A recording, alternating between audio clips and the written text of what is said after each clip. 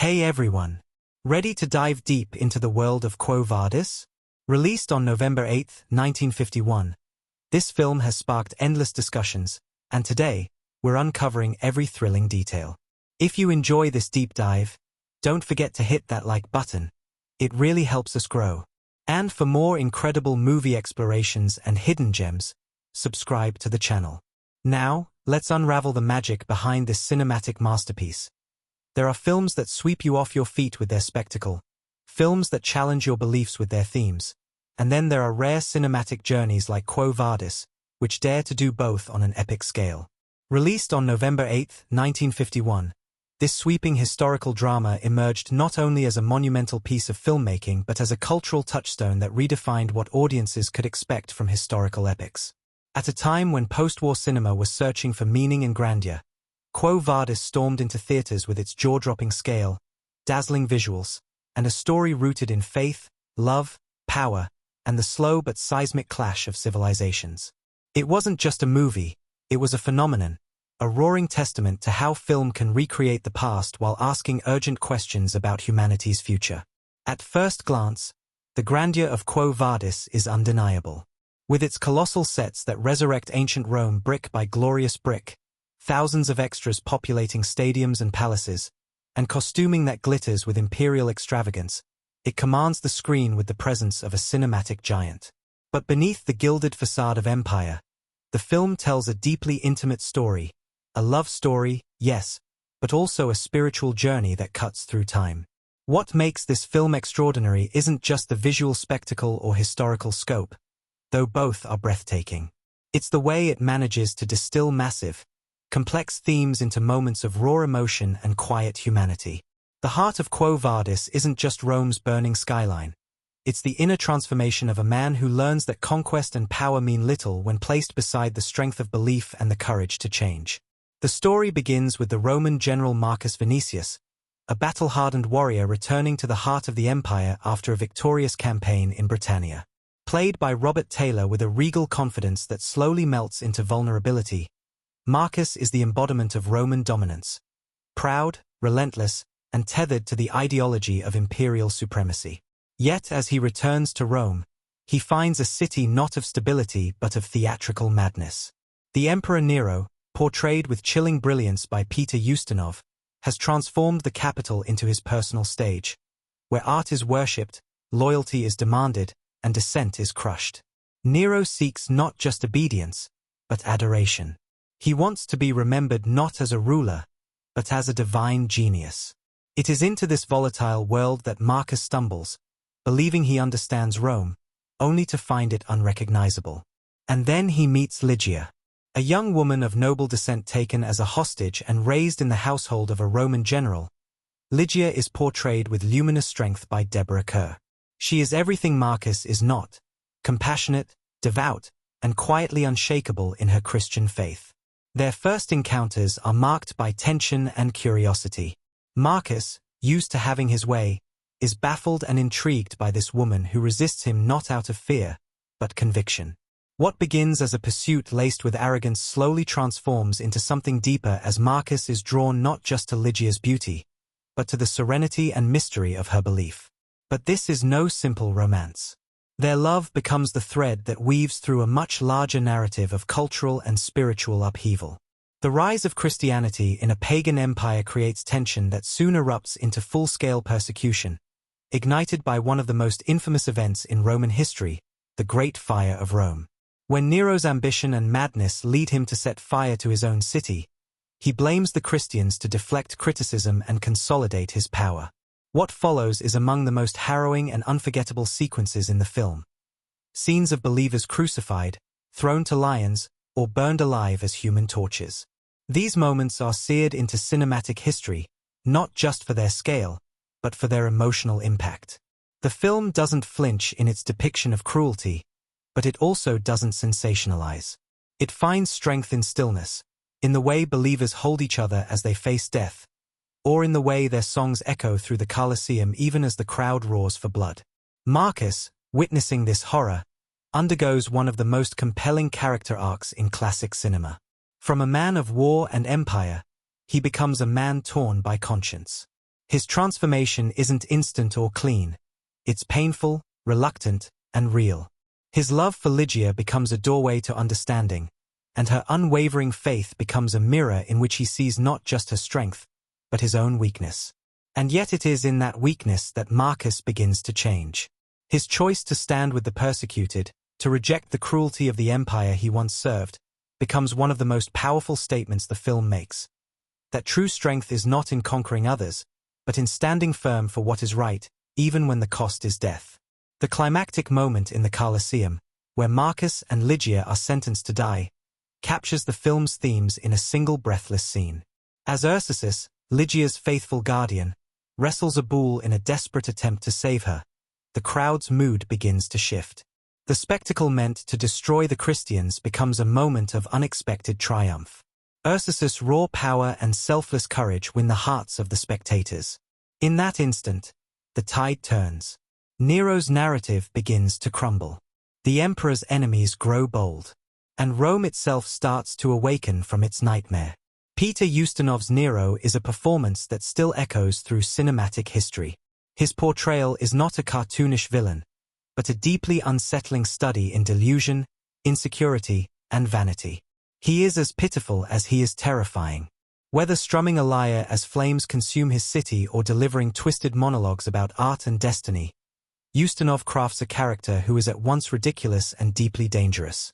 It's a role that could have easily fallen into parody, but he navigates it with brilliance, anchoring the film's darker political commentary in a human psyche unraveling before our eyes.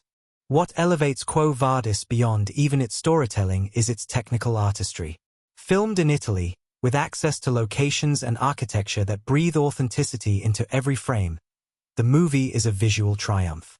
The production used over 30,000 extras, costumes so lavish they inspired imitations for decades, and sets that recreated ancient Rome in overwhelming detail. Cinematographer Robert Surtees captures it all with painterly precision, bathing scenes in golden sunlight and shadowy dread. The musical score by Miklos Rozsa adds another layer of emotion, blending haunting melodies with triumphant swells that heighten every dramatic beat. Yet, what truly made Quo Vadis a cultural landmark wasn't just its ambition, it was its timing. In 1951, the world was still reeling from the aftermath of global conflict. Audiences understood what it meant to live under tyranny, to resist injustice, and to find hope in the darkest hours. The parallels between Nero's Rome and the 20th century struggles against fascism were not lost on viewers. Christianity's rise in the film was less about dogma and more about a human longing for compassion, dignity, and meaning in a brutal world. That resonated deeply. It still does. The movie was a box office juggernaut. It earned more than any other MGM film since Gone with the Wind, and it paved the way for a golden age of historical epics, inspiring masterpieces like Ben-Hur, Spartacus, and the Ten Commandments. But its legacy goes beyond influence. Quo Vadis remains a powerful reminder of what happens when faith confronts power, when love challenges authority, and when ordinary people refuse to bow to cruelty. It's a story as old as time and as relevant as ever.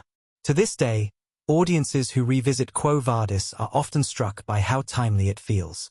The questions it asks, about leadership, about morality, about whether violence or compassion shapes our future, are as pressing now as they were in ancient Rome or in the 1950s. And its message, wrapped in a love story, delivered through unforgettable performances and monumental visuals, is one that endures. No empire, no matter how mighty, can extinguish the quiet flame of hope that lives in the hearts of those who believe. For anyone who loves film, history, or just a great story well told, Quo Vadis isn't just recommended, it's essential. It is a towering achievement of cinema, and a deeply human tale told on a divine scale. To watch it is to step back in time, not to escape the present, but to understand it better through the mirror of the past. And in doing so, we're reminded that courage, love, and faith are forces no fire can burn and no tyrant can silence. The tale begins with the thunder of hooves and the clinking of Roman armor as Marcus Vinicius returns triumphantly to the heart of the empire. A decorated general, Marcus has spent years fighting in distant lands for the glory of Rome, but nothing quite prepares him for what awaits him at home. Rome is not the city he left behind. It's louder, darker, more decadent. The scent of power hangs thick in the air, laced with fear and a strange kind of reverence. One that revolves not around the gods or the Senate, but around one man, Nero. Marcus, proud and stoic, strides back into Roman society certain of his place at its center. He's a man born of privilege, shaped by conquest, and armored in confidence. But right from the start, a current of unease begins to ripple beneath his footsteps. Rome is more spectacle than strength now, and Nero, its self-declared god-emperor, is a ruler intoxicated by his own mythology. Peter Ustinov's Nero makes an unforgettable first impression. He's a figure of flamboyance, draped in silks, spouting poetry, demanding adoration. He doesn't command Rome, he performs for it. And in the shadows, the whispers grow louder, about unrest, about strange gatherings in secret, and about a new force rising quietly among the oppressed. Into this unpredictable world steps Lydia, a young woman of nobility but not quite Roman. Taken hostage as a child, she was raised by a Roman general and lives as a ward in his household. But Lydia, with her gentle grace and firm inner light, belongs to another world entirely, one rooted in peace, humility, and above all, faith. Deborah Kerr brings a quiet strength to Lydia, making her not just a love interest but a living embodiment of the Christian values that begin to challenge Rome's brutal excesses. When Marcus first sees her, it's during a festive banquet. Lavish, overflowing, everything Rome prides itself on being. Yet amid all the opulence, it's Lydia's calm presence that unsettles him most. Their encounter sets a tone that ripples across the first half of the film. Marcus, so used to conquering, is intrigued and frustrated by a woman who will not be conquered. He pursues her not just with the authority of a Roman general, but with genuine curiosity, and perhaps, something deeper he doesn't yet understand.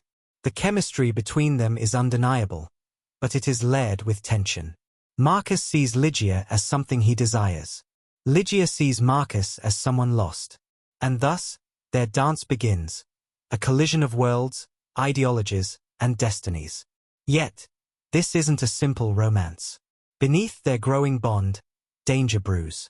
Lydia is a Christian, and though Christianity is still a whisper in the corridors of Rome, Nero already views it as a threat to his divinity. The early Christians are portrayed not as zealots or rebels, but as a community bound by compassion, humility, and shared faith. Their gatherings in underground catacombs, lit only by flickering torchlight, are some of the film's most atmospheric scenes, somber, intimate, and alive with purpose. It's here that we meet key figures like Peter the Apostle, a guiding voice of peace and hope, and Ursus, Lydia's silent, towering protector who would give his life for her without hesitation. Marcus, unaware of the depth of Lydia's beliefs, makes a bold move. Using his influence, he has Lydia gifted to him by Nero himself, an act that exemplifies the moral decay of Rome. He believes he's won her, that this is how power works. But Lydia, hurt and betrayed, flees. This moment fractures the illusion Marcus held about control, about love, and about his place in the world. His chase is no longer about possession. It becomes a reckoning. As Marcus tracks Lydia through the labyrinthine alleys of Rome and the shadows of her faith, he begins to see glimpses of a different world. The Christians he once dismissed as a fringe cult reveal themselves to be courageous, selfless, and unified by a belief that transcends fear. He witnesses their kindness, their resilience in the face of mockery and violence. And slowly, the armor he wears, both literal and emotional, begins to crack. But Nero, ever theatrical and increasingly unstable, begins to feel the tide shifting. He dreams of a new Rome, a rebirth forged in fire and shaped by his own vision. As his madness deepens, he finds the Christians a convenient scapegoat. The whispers become accusations. The first arrests are made. The tension ratchets higher with every passing scene, and the safety of Lydia and her community hangs in the balance. The burning of Rome is foreshadowed in quiet but chilling ways. Nero speaks of art born from destruction. He recites poetry while staring into flames. He begins to see himself not as ruler, but as a god who must shape the world through suffering. His circle of advisors grows wary, but fear keeps them silent. Petronius, a nobleman and uncle to Marcus, offers a rare voice of reason, a man of taste and intellect caught between survival and truth. His observations cut through the haze of Nero's delusions, and his relationship with Marcus becomes a subtle but important emotional anchor. Petronius, played with dry wit and weary elegance, senses that Marcus is changing, that his loyalty is no longer blind. The climax of the first half builds with slow, deliberate dread. Marcus finally finds Lydia again, and this time, he listens. He sees her world not through the eyes of a conqueror, but through the eyes of a man who is beginning to understand. Their connection deepens, no longer about passion, but about shared courage.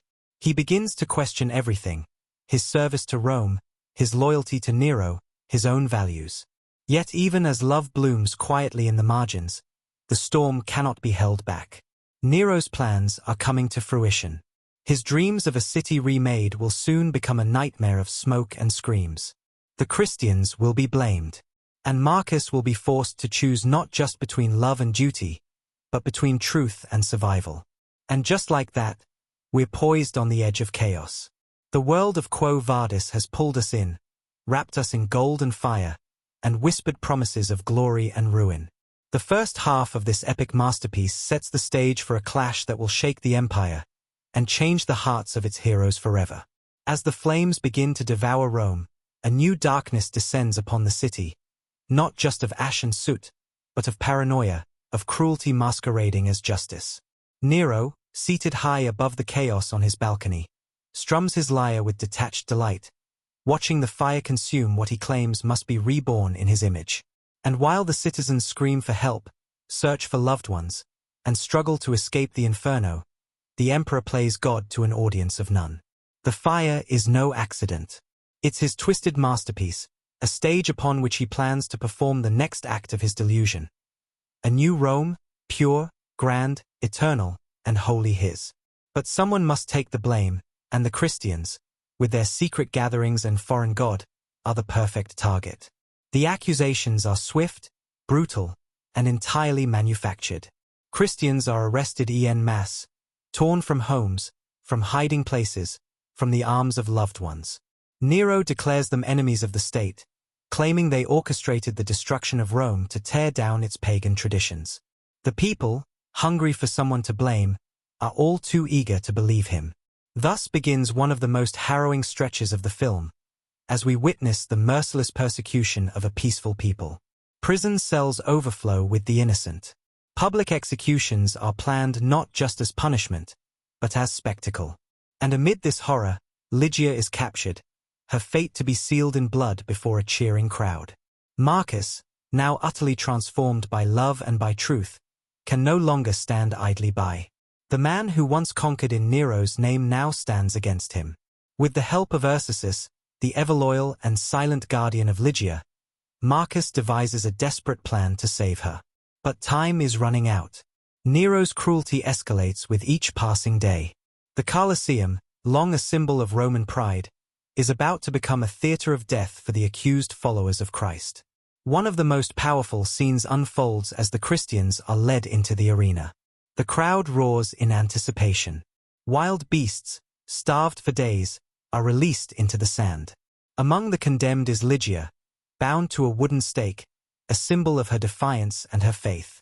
But beside her stands Ursus, and in this moment, the quiet giant becomes a legend. With nothing but his bare hands, he faces down a raging bull, a scene that has etched itself into the memory of cinema. The raw strength of Ursus, his unwavering devotion, and the sheer brutality of the fight strike deep into the hearts of the onlookers. What was meant to be a show of Roman power becomes a testament to Christian endurance. Against all odds, Ursus prevails, saving Lydia and stunning the crowd into silence. It is in this moment that the tide begins to turn. The people, once so eager to cheer the executions, begin to question. Their cheers falter. Whispers of doubt ripple through the stands. Who are these people that face death with serenity, who love instead of curse, who forgive even as they bleed? Nero's grip loosens, not through rebellion, but through awakening. The illusion of his invincibility begins to crack. Petronius, ever the observer, recognizes the crumbling foundations of Nero's rule. In one of the film's most poetic and tragic moments, he chooses to reclaim his dignity on his own terms. Knowing that Nero's wrath may eventually reach him too, Petronius hosts one final banquet, a farewell to the world he once embraced. With quiet resolve, he takes his own life, refusing to be a pawn in the emperor's madness. He leaves behind a letter, blistering, brilliant, and damning, a final truth aimed squarely at Nero's heart. It is a scene of eerie beauty, underscored by loss and liberation, and it marks a symbolic death of the old Rome. Meanwhile, Marcus pleads his case before Nero, demanding the release of Lydia and the Christians. But Nero, consumed by paranoia, delusions of grandeur, and the fear of losing control, refuses. He accuses Marcus of betrayal and orders his execution. Yet Marcus, driven not by pride but by conviction, does not cower. His loyalty to Rome now lies not in the emperor, but in its people, and in the hope of a future built not on conquest, but on compassion. But Nero's reign begins to unravel. The Senate grows restless. The Praetorian Guard, once fiercely loyal, begins to question their orders. The fire he set to build his dream has instead lit the fuse of his downfall. Rome itself begins to reject him. His court becomes a prison, and the gods he once claimed to embody now seem deaf to his cries. The populace that once adored him now chants for his removal. Betrayal creeps ever closer, until even his closest allies abandon him. In his final moments, Nero becomes a ghost of the man he once was. Desperate, rambling, delusional, he seeks solace in poetry and in the company of no one. He flees the palace, hiding in fear, until finally, abandoned by all, he takes his own life. The self-proclaimed god of Rome dies not with a roar, but with a whimper, leaving behind a legacy of terror, excess, and fire. With Nero gone, the chains that bound the city begin to fall away. The Christians are freed. Lydia is safe. Marcus, having stood for what was right, is no longer a general of an empire but a man reborn. He and Lydia, finally together without fear, walk into a Rome that now stands at a crossroads, no longer beholden to one man's madness, but uncertain, and perhaps for the first time, open to something new. The final scenes carry the weight of everything that has come before. There is no triumph in the traditional sense. The city is scarred. Its people are shaken. But there is peace in the eyes of those who survived. The teachings of Peter and Paul linger not in grand temples, but in whispered prayers and acts of kindness. The Christians, though battered, are not broken. Their faith, tested by fire, has endured. And through them, something profound has taken root. Quo Vadis closes not with spectacle, but with reflection. A question posed not just to its characters, but to us: where are you going? It is the very meaning of the title, a phrase that echoes through history, mythology, and faith. Marcus and Lydia walk forward, hand in hand, not toward a perfect world, but toward a hopeful one. One where love conquers pride, where truth silences tyranny, and where the smallest light can endure the deepest darkness. The second half of Quo Vadis transforms the epic from a tale of empire into a meditation on conviction, redemption, and the quiet revolution of the human spirit. It ties every thread into a tapestry woven with passion, sacrifice, and the enduring question of what truly makes a civilization worth preserving. And in doing so, it doesn't just retell history, it etches its own place in it. Amidst the towering pillars of imperial Rome and the gathering clouds of persecution and revolution, Quo Vadis does not merely unfold as a tale of historical events, it breathes through its characters. These men and women, some drawn from history and others from fiction, carry the emotional core of a story that moves far beyond the marble facades and blooded arenas.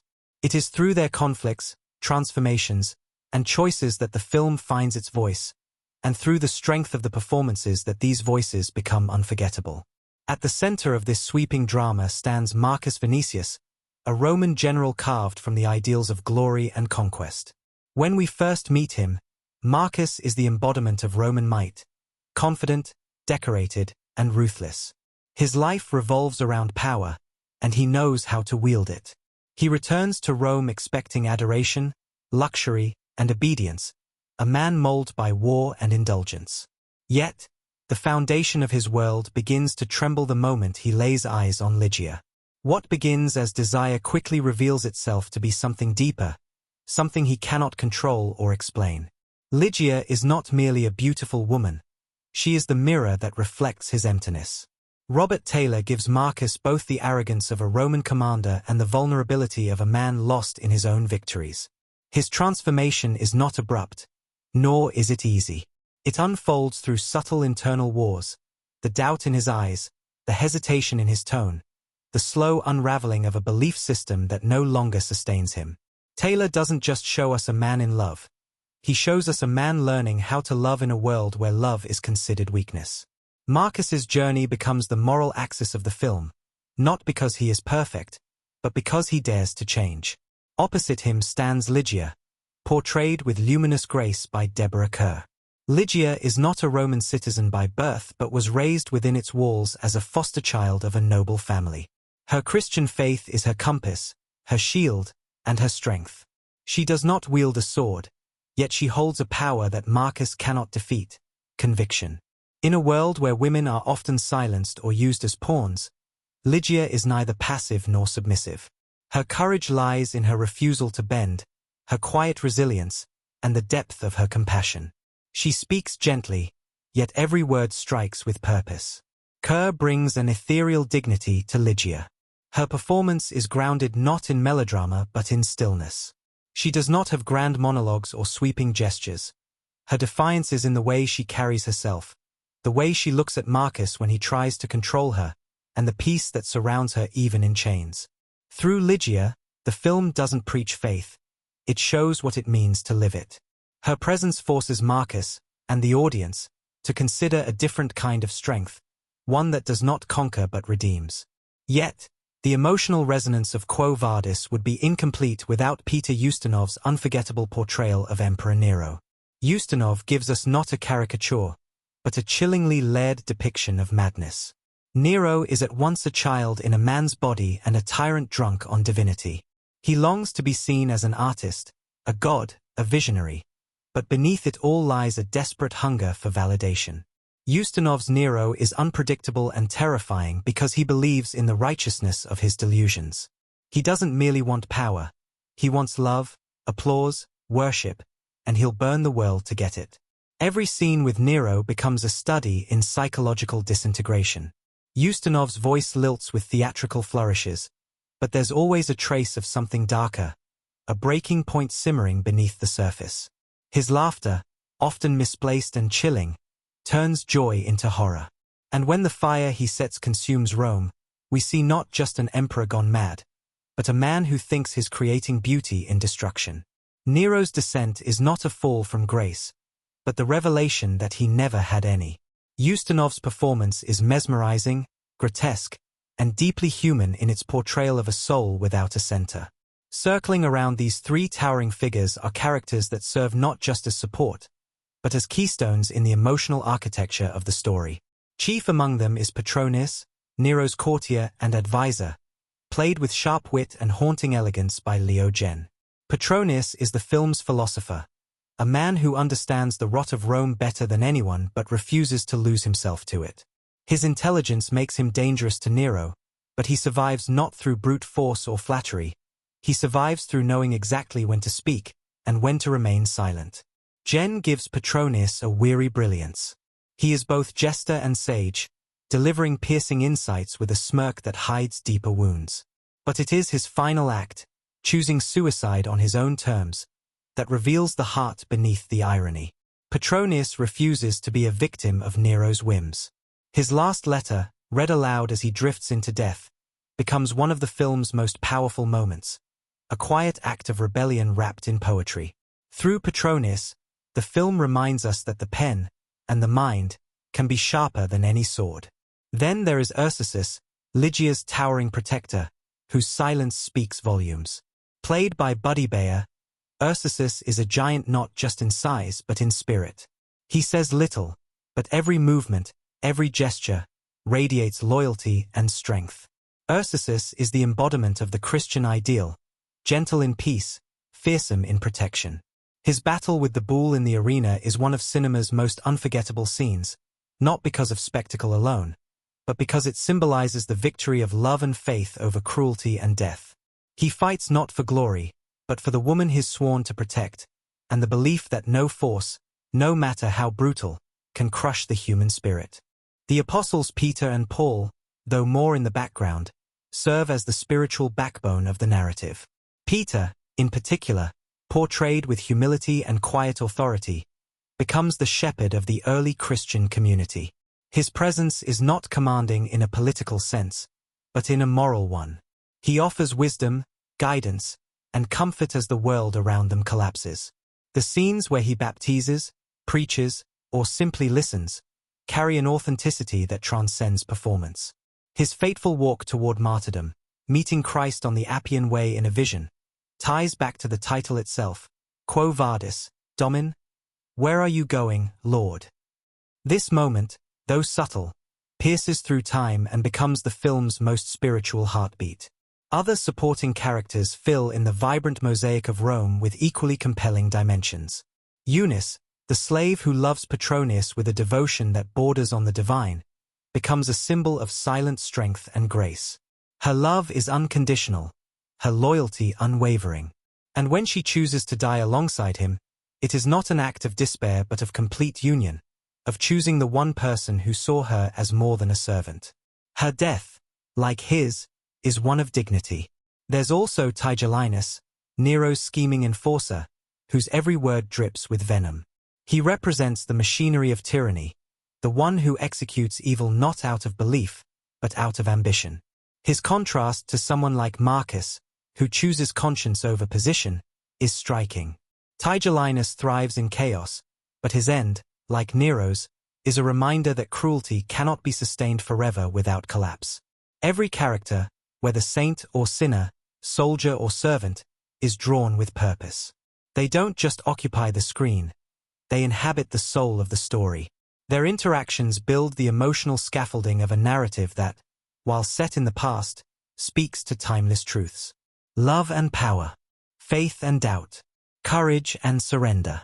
Each character embodies one or more of these themes, and it's through their convergence that Quo Vadis rises above historical drama and becomes something more, an exploration of the human heart at the edge of transformation. What makes these portrayals endure is not just the writing or the direction, but the performances that bring them to life. The actors do not simply play roles. They become vessels for an age, for ideas, for battles both internal and eternal. The grand sets and lavish costumes may dazzle the eye, but it is in the tremble of Marcus's voice, the stillness of Lydia's gaze, the madness behind Nero's laughter, and the quiet resolve of Petronius's farewell that we find the soul of the film. Quo Vadis is not merely remembered because it recreated Rome with epic scale. It is remembered because it peopled that world with souls we recognize, fear, admire, and mourn. The triumph of the film lies in its ability to make these ancient lives feel as urgent as our own. And in the end, it is not the chariots, the battles, or the burning city that linger, but the faces of those who lived, loved, and chose hope over despair, even as the empire trembled beneath their feet.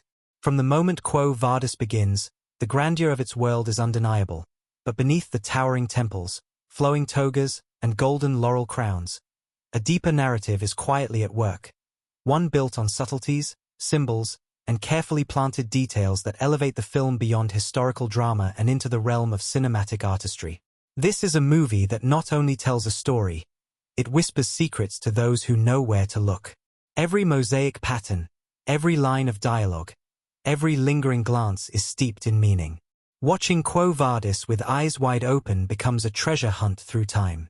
It starts even before the characters speak, with the architecture of Rome itself. The filmmakers didn't just reconstruct the Roman Empire, they encoded meaning into its very foundations. Notice how the palaces and temples are grand and ornate, yet framed in a way that makes them feel more like gilded prisons than places of power. The colonnades stretch endlessly, casting shadows that seem to trap the people inside. It's not just scale, it's symbolism. Rome is mighty, yes, but it is also suffocating, a world obsessed with appearances even as it decays from within. The contrast becomes sharper once the Christian communities are shown. Their spaces are dimly lit, humble, intimate, but they breathe. They feel alive, warm, real. The film doesn't say it aloud, but the message is clear. Rome has lost its soul, while these quiet rebels have found theirs.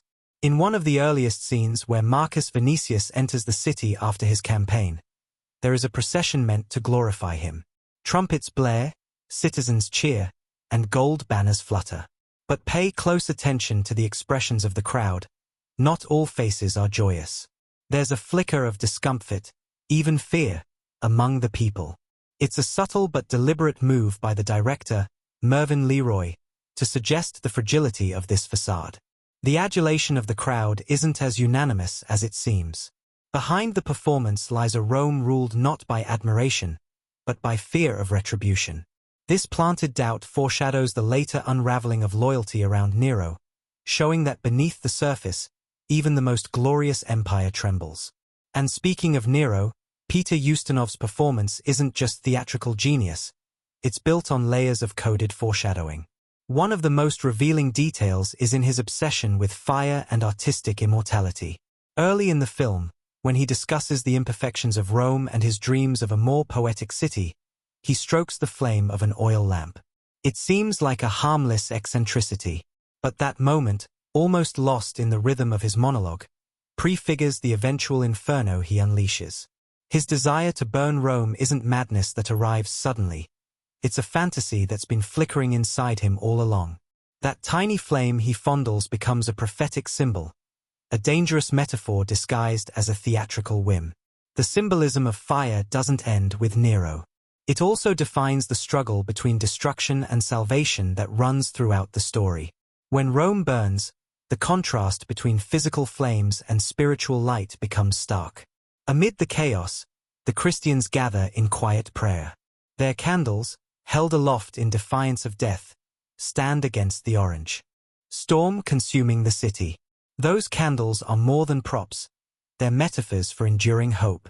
In one unforgettable shot, a Christian child drops his candle while fleeing. The flame gutters, but doesn't go out. A tiny detail, so easy to miss, yet it captures the heart of the film. Faith flickers, but it survives. Costuming, too, is a language of its own in Quo Vadis. Lydia's wardrobe shifts subtly as her character grows bolder. She begins the film in garments that blend her into the background. Simple, modest, almost passive. But as she asserts her beliefs and risks everything for love and faith, her colors become bolder, not ostentatious, but striking. Her blue robes during her captivity recall not only purity but the Virgin Mary, a visual link to the Christian iconography that underlies the story's themes. It's a delicate gesture by the costume department that reinforces Lydia's symbolic importance, not just as a character, but as a representation of faith itself. Marcus, too, experiences a silent evolution through his attire. At first, he's clad in the finest Roman military regalia, polished armor, bright crimson cloaks, the perfect image of imperial dominance. But as his transformation unfolds, we see him shed these layers. By the time he embraces Lydia's world and chooses to defy Nero, his clothing is simpler, darker, and more functional. It mirrors his internal shift, from conqueror to protector, from a man of force to a man of conscience. Costume becomes confession, revealing what words dare not say. Even the soundtrack, rich with grandeur, holds secrets. Franz Waxman's score, sweeping and operatic, doesn't just underscore action, it echoes character arcs. Nero's scenes often swell with discordant tones, minor keys twisted into theatrical crescendos. Lydia, in contrast, is accompanied by gentle strings and subtle choral flourishes. But one of the most revealing musical moments occurs when Marcus chooses to stand with the Christians. The music blends both motifs, his Roman brass and her sacred harmony, into a single melody. It's a moment of musical synthesis that perfectly expresses the unity of their hearts and the merging of two worlds. It's a detail one feels more than notices, but once heard consciously, it becomes a revelation. There are also visual callbacks hidden in plain sight. When Peter blesses the bread during a Christian gathering, the scene is bathed in soft light that mirrors Leonardo da Vinci's The Last Supper, not in composition, but in spirit. It's a subtle artistic nod, evoking not just Christianity's origins, but the long tradition of its visual representation. In another quiet scene, we see a Roman statue in the background, partially crumbled. Most viewers might overlook it, but its placement behind Nero as he rants about his legacy is intentional. It's as if the film itself is whispering, "This empire, too, will fall." Then there are the lions. The arena, perhaps the most visually iconic part of Quo Vadis, isn't just a spectacle of violence, it's a mirror of Rome's soul. But if you watch closely, each time a Christian is about to face the beasts, the camera lingers not just on fear, but on peace. One prisoner prays with a serene smile, another sings softly. It's a reversal of expectation. Where Rome sees death, the film shows transcendence. In one frame, a lion hesitates before attacking, almost confused. It's a subtle moment, possibly orchestrated by animal trainers, but cinematically, it feels like a divine pause, a visual suggestion that nature itself resists this cruelty. Hidden inscriptions also appear throughout the film, especially on columns and walls in the background. One reads Senatus Populusque Romanus, the Senate and people of Rome. It's a real historical phrase, but in the context of scenes filled with political corruption and moral decay, it becomes ironic. The people are suffering. The Senate is silent. The empire speaks in platitudes while its heart rots. These inscriptions, static and stone-carved, mock the living chaos they surround. And what about the title itself? Quo Vadis, Latin for "Where are you going?" The full phrase comes from a Christian apocryphal story in which Peter, fleeing persecution, sees a vision of Christ walking the other way. He asks, "Quo vadis, Domin?" To which Jesus replies, "I go to Rome to be crucified again." It's a haunting line, and though only subtly referenced in the film, its spirit pervades every choice Peter makes. His journey is one of return, not escape. And that question, "Where are you going?" is asked not just of him, but of everyone in the film. Marcus, Nero, Petronius, even the empire itself. It's a challenge to purpose. A philosophical summons hidden in plain sight. One of the most understated but brilliant Easter eggs appears in the final moments of the film.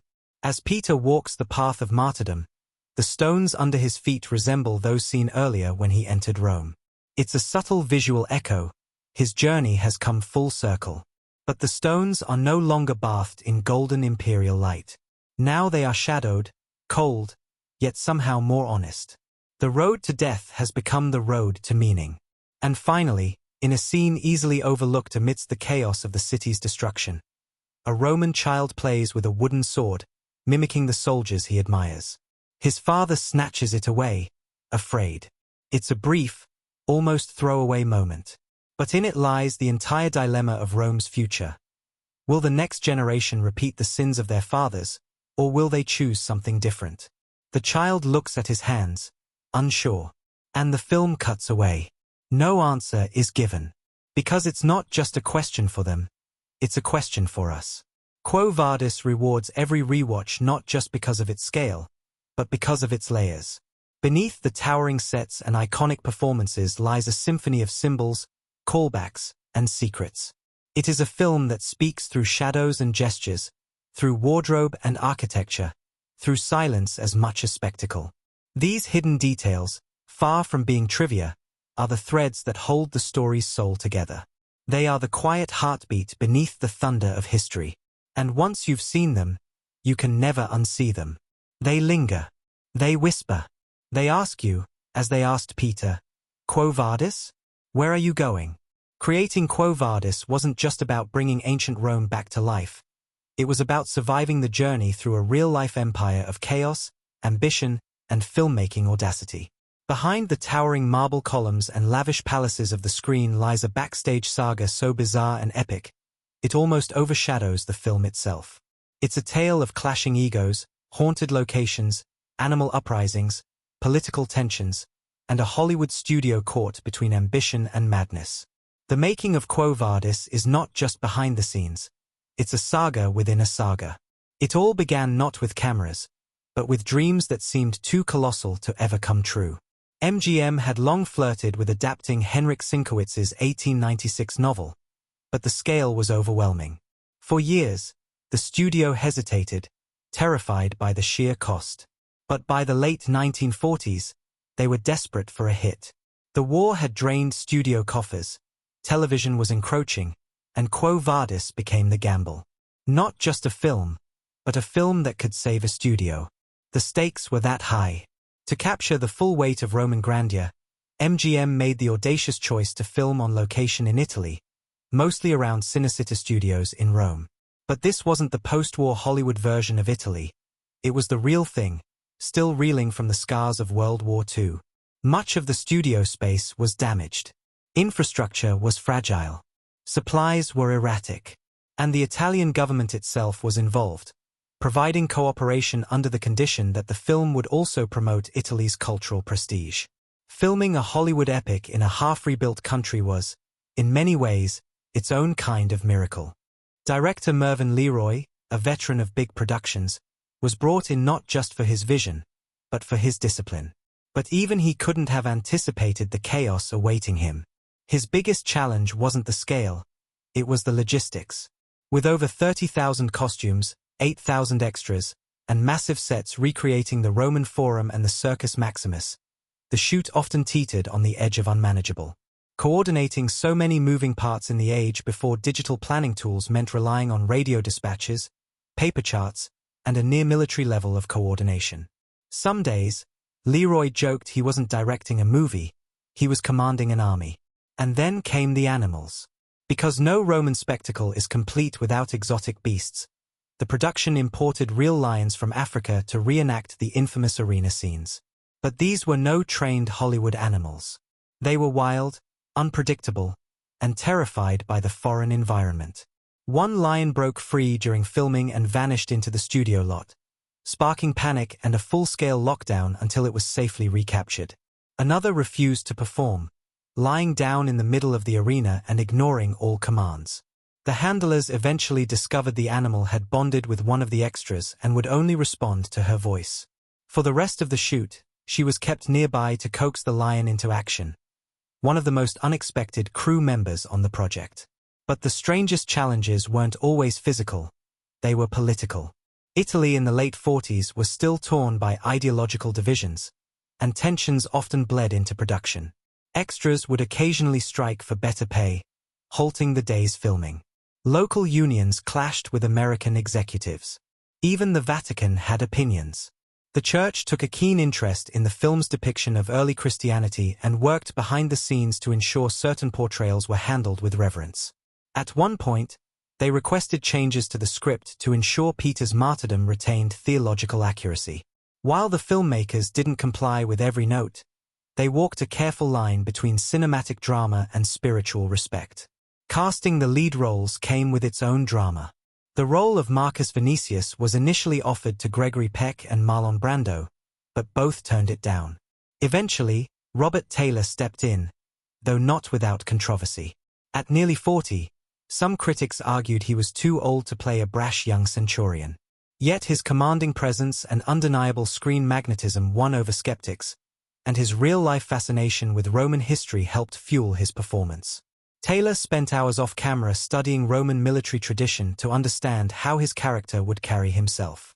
He even altered the way he walked and stood, based on ancient statuary and accounts of Roman bearing. Deborah Kerr, cast as Lydia, brought an ethereal stillness to the role, but her journey was far from easy. She was constantly battling the demands of playing both a spiritual icon and a romantic lead, a balance few actresses could pull off. Off-camera, she struggled with the intensity of the location shoots. The heat was often unbearable. Her costumes, though beautiful, were stifling. At one point, she fainted on set, overwhelmed by the weight of the wardrobe and the blazing Roman sun. But instead of pausing production, she insisted on returning to finish the scene, earning a silent standing ovation from the crew. But if anyone truly stole the show, it was Peter Ustinov as Nero. His performance was so over-the-top, so hypnotically deranged, that even seasoned actors would pause to watch him work. Yet behind the mad genius lay an actor constantly experimenting.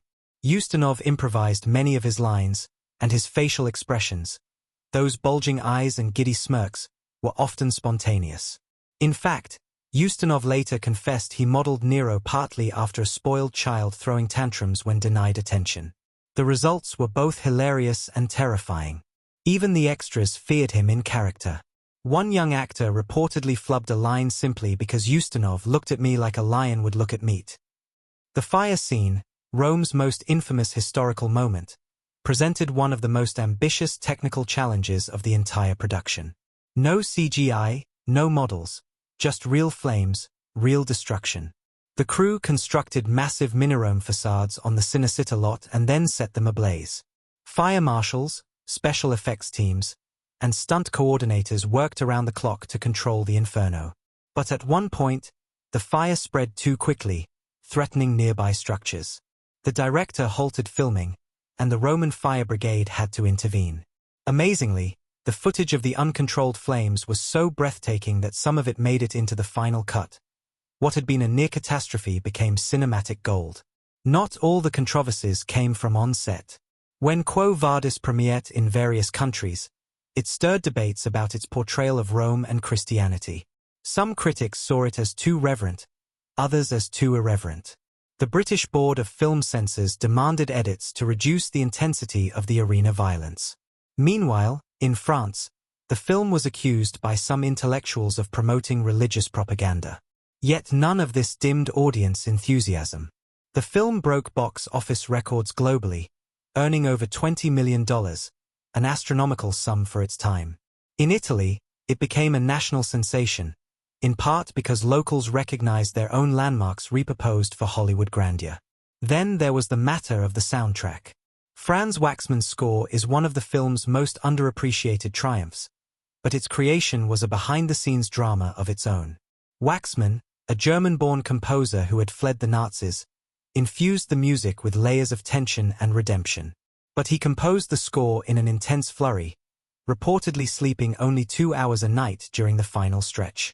He insisted on recording with a full symphony orchestra and pushed musicians to emotional extremes. One violinist broke down crying during a particularly powerful cue, moved not by exhaustion, but by the sheer gravity of the music. And just when the dust seemed to settle, an unexpected twist arrived. During post-production, MGM feared the film might be too long for American audiences.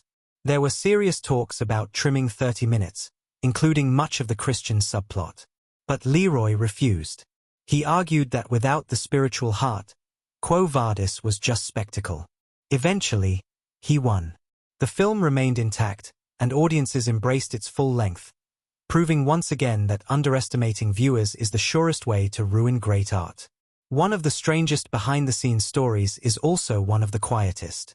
Near the end of filming, a Roman historian was brought on set for a final consultation.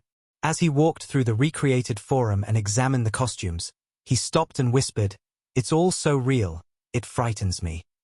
That moment, witnessed by only a handful of crew, echoed long after the cameras stopped. Because in making Quo Vadis, they hadn't just made a film, they had resurrected an empire, with all its glory and terror. When the dust finally settled and the reels were packed, what remained wasn't just a film, it was a monument to human ambition. The production had overcome political tension, animal chaos, logistical nightmares, and artistic doubt to produce one of the most iconic epics of all time. And like the empire it portrayed, it stood tall for generations to come. In the end, Quo Vadis isn't just remembered for its spectacle, its stars, or even its story. It's remembered for the madness behind its making, for the risks that bordered on recklessness, and for the passion that burned hotter than Nero's fires. It is a testament to the idea that cinema, at its wildest, is not just entertainment, it's legend forged behind the scenes. There are moments in Quo Vadis that don't just unfold. They thunder, tremble, whisper, and ultimately linger, seared into the memory long after the final credits roll. While the film dazzles with its grand scale and epic canvas, its true power lies in the key moments that carry quiet devastation, moral courage, and emotional transcendence. These scenes are where the film breathes, and it's through them that Quo Vadis evolves beyond historical spectacle into something far more intimate, resonant, and eternal. From the very beginning, When Marcus Vinicius returns from the battlefield to a victorious Roman parade, the tone is clear. Rome is at the height of its power, but there is something deeply rotten beneath the gold. The celebration, filled with thunderous cheers, slaves, garlands, and theatrical pomp, isn't simply a triumphant return, it's a veiled critique of excess. Robert Taylor's Marcus strides through the adoration with arrogance and pride, but the camera lingers on the faces of the conquered, the broken, and the forgotten. It's here that the seeds of Marcus's eventual transformation are quietly planted. The scene may sparkle with grandeur, but underneath, it murmurs of decay. Critics praise this moment for how subtly it establishes the film's major conflict, not between Romans and Christians, but between power and conscience. Then comes Marcus's first meeting with Lydia, a pivotal moment that reshapes the course of the story, and him. Set in a tranquil garden under the Roman moonlight, their encounter could easily have fallen into the trappings of melodrama. But it doesn't. What unfolds is a moment of restrained yearning, where glances carry more weight than dialogue. Deborah Kerr infuses Lydia with such serene strength that even Marcus, in all his bravado, seems disarmed. The tenderness in their exchange, the way Lydia speaks of faith and family, stands in direct contrast to the violent world Marcus commands. The camera slows here, not to dramatize, but to let something fragile and profound take root. Critics often point to this scene as the emotional hinge of the film, the moment when love begins to challenge ideology. No less impactful is the dinner at Nero's palace, a moment of grotesque luxury and psychological unease. What begins as courtly entertainment quickly descends into madness, and Peter Ustinov's Nero becomes a symphony of vanity, delusion, and barely concealed menace. His monologue on art and immortality, delivered with a blend of wide-eyed innocence and sinister undertones, leaves both characters and viewers unsettled. Behind the laughter and performance, there's a man so desperate to be loved that is willing to burn the world for attention. The tension in this scene builds not through action, but through anticipation. The guests exchange nervous glances, unsure if a joke might end in execution. It's not merely an indictment of tyranny, it's a study in how fear manipulates and paralyzes. Contemporary critics admired this sequence for its chilling subtlety and the way it laid bare the psychology of unchecked power. The infamous scene of Rome's burning is perhaps the film's most visually arresting and thematically layered moment. Fire, in many ancient texts, symbolizes both destruction and rebirth. Here, it becomes a dual metaphor: Nero's descent into madness and the spark of something new rising from the ashes. As flames engulf the city, Nero stands atop his palace balcony, strumming his lyre with twisted delight. Ustinov delivers the scene not with theatrical rage, but with childlike wonder, making it all the more terrifying. The juxtaposition of fire and music, of screams and melody, creates an eerie dissonance that grips the audience by the throat. Critics were divided. Some called it over the top, while others hailed it as one of cinema's most daring depictions of narcissistic destruction. Regardless, it's unforgettable. And symbolically, this is where the film pivots. Rome is no longer the center, but the battlefield. The old world is literally in flames, and something new must emerge. Perhaps no moment stabs deeper than the prison scene between Marcus and Lydia. Stripped of their titles, wealth, and safety, the two meet behind iron bars, not just of the prison, but of fate. There's no music swelling beneath their exchange, no dramatic lighting tricks. Just quiet dialogue, weary gazes, and hands grasping through cold iron. Deborah Kerr's voice barely rises above a whisper, yet it carries the full weight of hope and heartbreak. Marcus, once the embodiment of Roman arrogance, now clings to her words like a drowning man to driftwood. What makes this moment so powerful isn't just the romance, it's the surrender. Two people, once defined by empire and rebellion, are now only human. Critics praised this moment for its intimacy, calling it one of the most truthful portrayals of love under pressure ever captured in a historical epic. And then, the arena. The brutal climax, where Christians are thrown into the sand to die for the amusement of a bloodthirsty crowd, is as harrowing as it is vital. The scene plays out in waves, first the anticipation, then the carnage, then the silence. While earlier spectacles in the film were laced with grandeur, This one is stripped bare. There is no glory here. Lions prowl. Mothers weep. Children cling to crosses. And through it all, the camera doesn't flinch. The violence isn't stylized. It's raw, chaotic, and painfully human. Critics noted how this sequence refuses to glorify martyrdom. Instead, it asks, what does faith look like in the face of certain death? What does it mean to stand when everything tells you to kneel? The emotional weight of this scene, heightened by Waxman's haunting score, left audiences stunned and reverent. Yet perhaps the most quietly devastating moment comes not from spectacle, but from Peter's final walk toward execution. There's a humility in how it's filmed. No slow motion, no orchestral crescendo. Just a simple walk down a dusty road, surrounded by the faithful. Genn's portrayal of Peter is so grounded, so unpretentious, that his presence feels almost divine. As he looks up toward the heavens, there's no fear in his eyes, only calm. It's a moment that crystallizes the film's core belief, that true power lies not in conquest, but in sacrifice. Critics often return to this scene as the spiritual heartbeat of the film. It's where faith becomes more than a theme, it becomes a presence. Another remarkable moment often discussed in academic circles is the mirror scene. Nero, alone, practicing his lines, basking in his reflection, imagining himself a god. It's a masterclass in visual metaphor. The mirror, cracked and clouded, reflects not just his face, but his fractured soul. As he rehearses speeches meant to or the Senate, there's a desperation behind every word. He isn't trying to lead, he's trying to be adored. And that need, that hollow yearning, becomes his undoing. Scholars and film theorists have long pointed to this scene as a prophetic mirror for leaders across history, a cautionary tale about ego in an echo chamber. From a thematic standpoint, Quo Vadis never preaches. Instead, it weaves its values, compassion, courage, love, humility, into the very fabric of its storytelling. The transition of Marcus from a soldier of empire to a servant of faith mirrors Rome's own slow reckoning. The arcs are reflective, not declarative. Lydia doesn't convert Marcus with sermons, but with presence. Peter doesn't fight tyranny with swords, but with silence. In a time when spectacle ruled cinema, Quo Vadis chose soul. And that's perhaps its most enduring accomplishment. Audiences, both in 1951 and decades later, responded to these key moments not just with awe, but with introspection. In post-war America, where questions of morality, power, and purpose loomed large, the film's meditations struck a chord. Moviegoers weren't just dazzled, they were moved.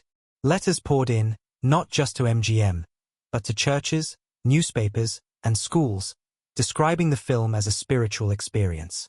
It wasn't just about history, it was about humanity. Over the years, critics have returned to Quo Vadis with fresh eyes, finding new meaning in old scenes. Feminist scholars have explored Lydia's quiet resistance as a form of strength rarely afforded to female characters in mid-century cinema. Religious commentators have examined Peter's journey as a model of moral leadership. And film historians have dissected Nero's arc as one of the most psychologically nuanced portrayals of madness in epic cinema. Ultimately, Quo Vadis endures because its key moments don't just entertain. They challenge, comfort, and call us to reflect. Whether it's the fire that consumes a city, the embrace that defies chains, or the song of a mad emperor echoing through smoke, each moment builds toward a singular message. Empires rise and fall, but faith, love, and courage endure. And in that truth lies the film's real power. Not in its chariots or palaces or pageantry, but in the hearts of its characters, the eyes of its actors, and the soul of its story. Quo Vadis reminds us that even in the darkest of times, there are lights that refuse to go out. The scale of Quo Vadis is the kind that almost feels like myth, a cinematic endeavor so grand, so ambitious, it seems improbable that it ever made it to screen. But behind its monumental sets and stirring performances lies a story equally fascinating, a tale of artistic obsession, logistical chaos, and creative triumphs that mirror the epic it set out to portray. What audiences saw in theaters in 1951 was the culmination of nearly a decade of false starts, rewrites, directorial changes, and an extraordinary feat of global filmmaking that set a new benchmark for what movies could achieve. It all began long before a single frame was captured. MGM had originally envisioned Quo Vadis as their next massive prestige project during the early 1940s, but war intervened. World War II upended plans, and for years the project lay dormant. But as soon as the war ended, the hunger for epic stories returned with a vengeance. Audiences craved something larger than life, something rooted in both grandeur and morality. In this climate, Quo Vadis was reborn. Only now, MGM didn't want to shoot on a backlot in Culver City. They wanted authenticity. They wanted Rome. So the production moved across the Atlantic to Cinecittà Studios, Italy's famous film haven. But what they found upon arrival was a studio still limping from war damage. Bombed, underfunded, and scarcely operational, Cinecittà hardly resembled the heart of ancient Rome. Yet, rather than retreat, the production team leaned in. They rebuilt. They reimagined. With local craftsmen, Italian engineers, and an army of artisans, they turned war-torn ruins into the grandest sets ever attempted in cinema at the time. The sets themselves became characters in the story. Nero's palace, with its vast marble floors, golden columns, and decadent chambers, was not just a backdrop, it pulsed with meaning. The Colosseum, where Christians would face lions and cruelty, was reconstructed with such meticulous detail that visitors from across Europe came to see it firsthand. MGM didn't simply create Rome, they resurrected it. The Forum alone spanned several acres, and the streets were dressed with thousands of authentic props, statues, and period-accurate banners. Costuming was no less monumental. The production created over 30,000 individual costumes, many handmade and tailored on-site. Robes for senators, tunics for soldiers, dresses for noblewomen. All were crafted with an eye toward historical accuracy and cinematic flair. Leather armor was hand-dyed, sandals were cut from Roman patterns, and every accessory, down to the ring on Nero's finger, was designed to reinforce character. This attention to detail extended beyond visuals. Even fabrics were sourced from regions that mirrored the ancient world's trade routes, adding an invisible but deeply authentic texture to the scenes. But the true challenge wasn't just about scale, it was about direction. The film began under the helm of British director John Huston, then passed briefly to Mervyn Leroy before finally landing squarely in his hands with full creative control. Leroy, known for his command of character and timing, stepped into the chaos and imposed order. He had to tame not just the unwieldy sets and colossal budget but a cast of thousands and the pressures of international scrutiny. Every day brought new obstacles. One morning, a fire broke out on set, damaging key props. Another day, a delivery of Roman armor never arrived because local workers mistook it for actual museum artifacts and locked it away. Still, Leroy pressed on. What made Leroy's direction stand out was his emphasis on character within the epic. He instructed the cinematographers not to get lost in the spectacle but to find the eyes, the glances, the unspoken moments. One of his favorite tricks was to shoot through columns or around shadows, forcing the camera to become part of the architecture. It gave the film a voyeuristic quality, like history unfolding just out of reach. It wasn't enough to show Rome. We had to feel like we were intruding upon it. Cinematographer Robert Surtees played a pivotal role in achieving this. The film was shot in Technicolor with massive Mitchell cameras that captured the breadth of the sets and the richness of the costumes with stunning clarity. But Surtees didn't rely on wide shots alone. He often used medium framing during intimate moments to ensure the actors' performances weren't dwarfed by their surroundings. This careful balance of scope and sensitivity earned Quo Vadis widespread acclaim for its visual storytelling. Even when chaos reigned around them, the camera always seemed to know where to look. The sound design, often overlooked in historical epics of the time, was another quiet triumph. MGM's sound department, under the guidance of Douglas Shearer, created an immersive audio palette. They recorded actual Roman chariots rolling over stone-paved roads, replicated animal sounds for the arena, and even captured crowd noise by staging a real crowd of thousands in a local amphitheater.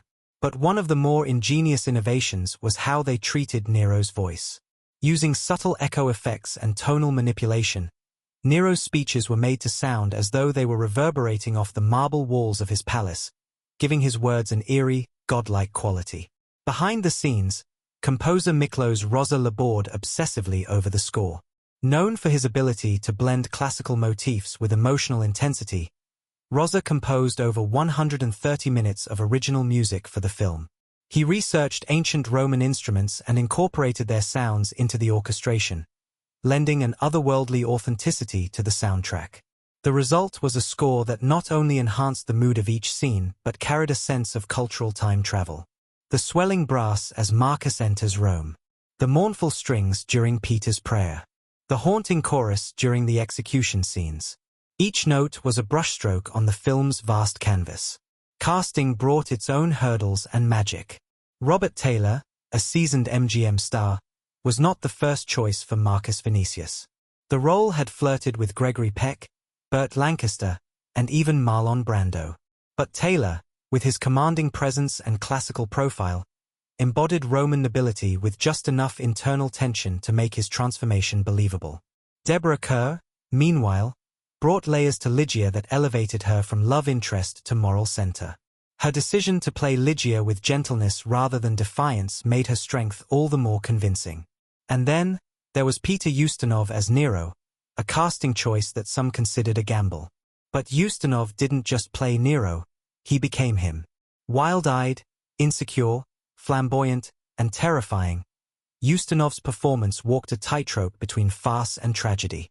He improvised many of his quirks, including the now famous scene where he compares himself to divine fire.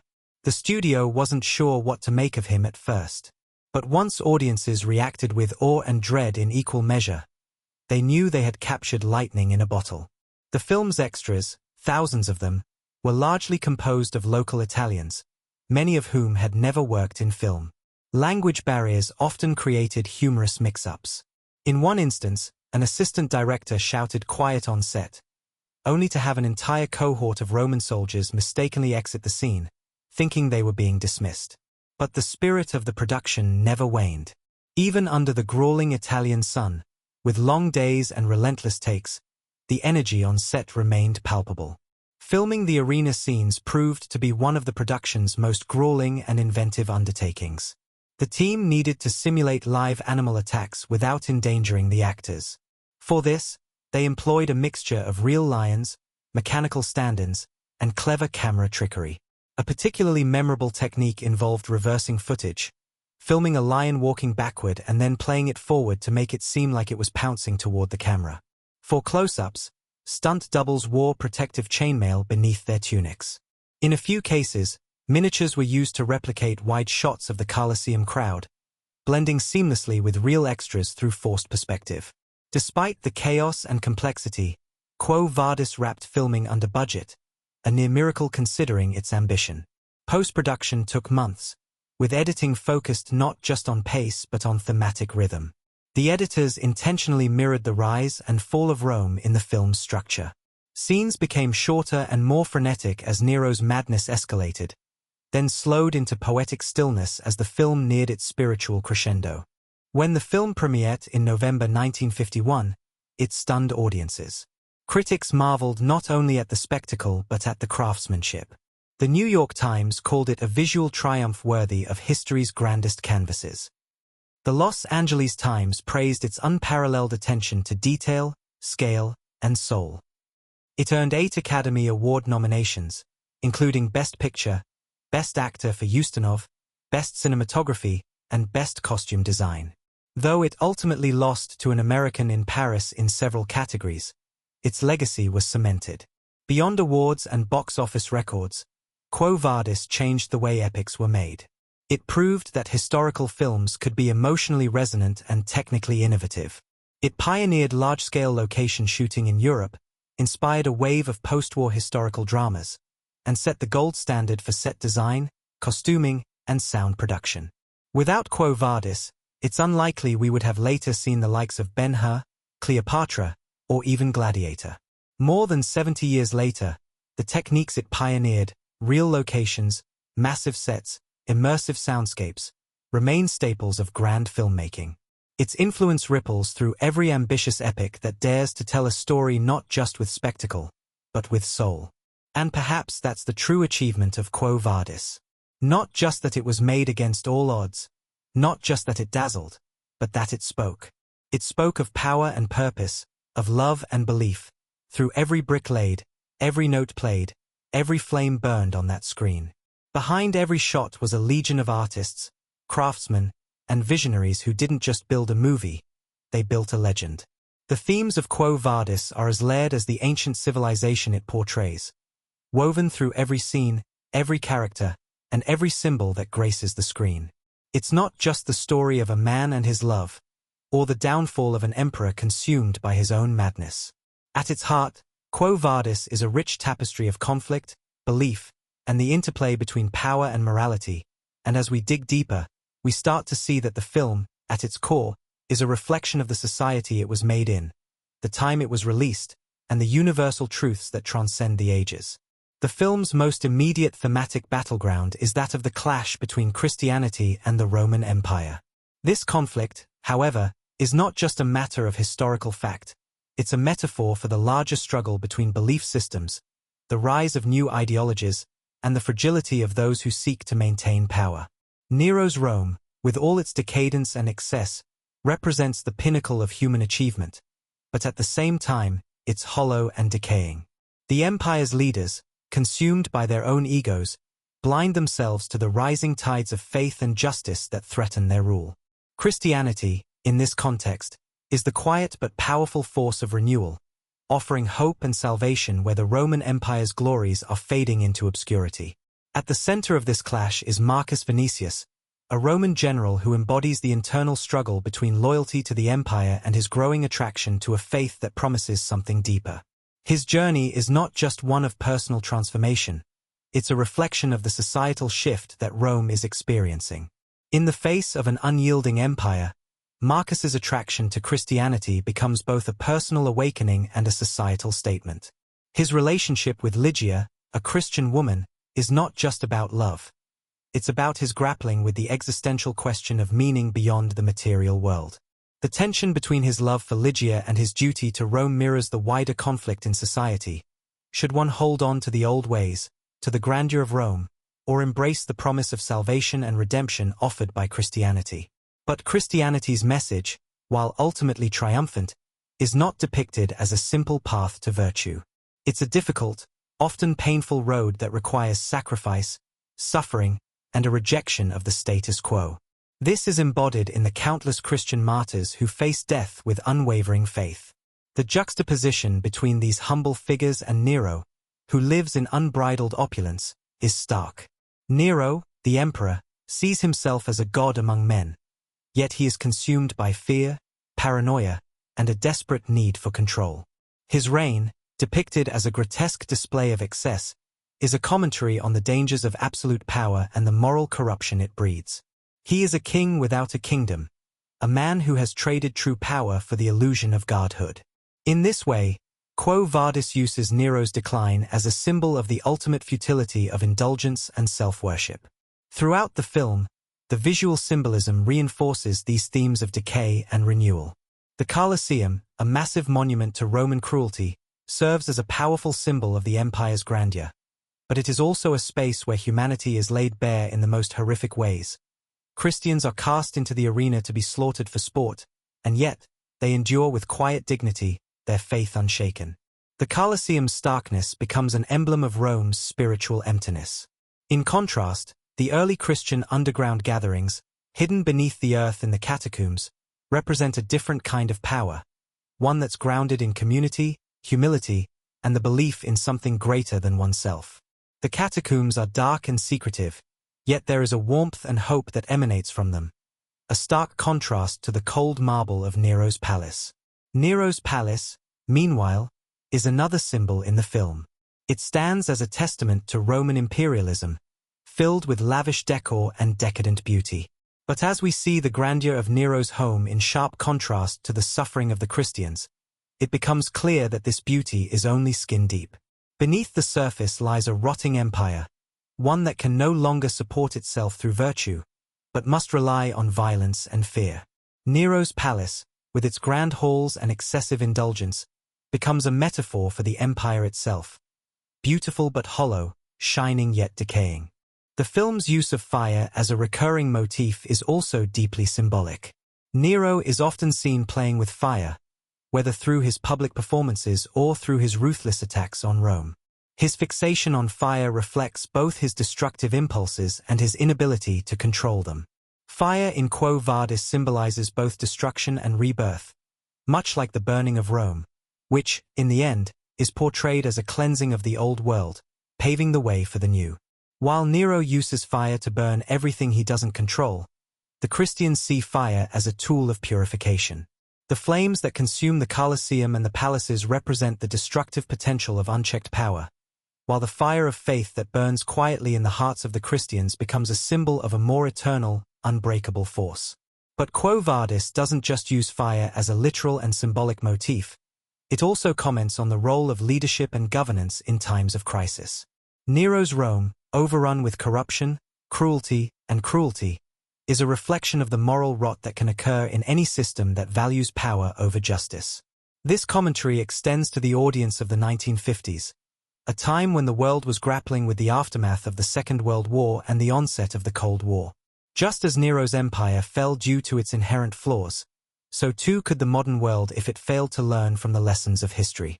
The movie uses the fall of Nero not just as an indictment of his leadership, but as a warning about the dangers of autocracy and the importance of humility and self-awareness in those who seek to rule. At its deepest level, Quo Vadis is a reflection on the enduring power of faith in the face of oppression. The Christians, portrayed as a group marginalized by Roman society, are not merely martyrs for their faith. They are symbols of resilience, of the ability to endure even the most horrific trials with the belief that a greater purpose lies beyond the material world. Lydia, in particular, embodies this strength. Her devotion to her faith, despite the hardships she faces, is what ultimately leads Marcus to his own transformation. She is the quiet force that not only drives the plot forward but also represents the idea that faith is not something that can be imposed or coerced. It must come from within. Lydia's internal struggle becomes a powerful metaphor for the larger struggle between old and new belief systems. Her faith, unwavering in the face of the empire's wrath, speaks to the deeper layers of the film's message, that true strength lies not in physical might, but in the power of conviction, in the belief that one's soul cannot be broken. The movie also subtly critiques the hypocrisy of power structures, both in Rome and in modern times. Nero, who parades himself as a god, is shown to be incredibly fragile. His dependence on false images of strength, his performances, his cruel spectacles, reveals the insecurity that lies at the heart of his tyranny. It's a commentary on how leaders, who claim to represent the will of the people, often manipulate the masses to secure their own desires, all while living in fear of losing their power. The lavishness of Nero's palace, the spectacle of the games, the constant self-promotion, all of it is an attempt to shore up his own fragile ego. This mirrors the way that leaders throughout history, and even in the 1950s, often relied on grandeur and spectacle to maintain control, rather than focusing on the welfare of their people. At its core, Quo Vadis is an exploration of the enduring tension between power and faith, and between the fleeting nature of human achievement and the eternal nature of spiritual truth. It shows us that no empire, no matter how grand, can survive without a solid moral foundation. The decline of Rome is both a literal and symbolic moment. The empire's power may have waned, but the strength of the Christian faith has endured. This, in turn, speaks to the broader societal themes of the 1950s, a time of rebuilding after the ravages of war and questioning of the systems that had brought humanity to the brink of destruction. Quo Vadis speaks to all of us, regardless of era, about the search for meaning, the cost of power, and the ultimate triumph of hope over tyranny. Every visual cue, every moment of dialogue, and every plot point in Quo Vadis reinforces these complex, rich themes.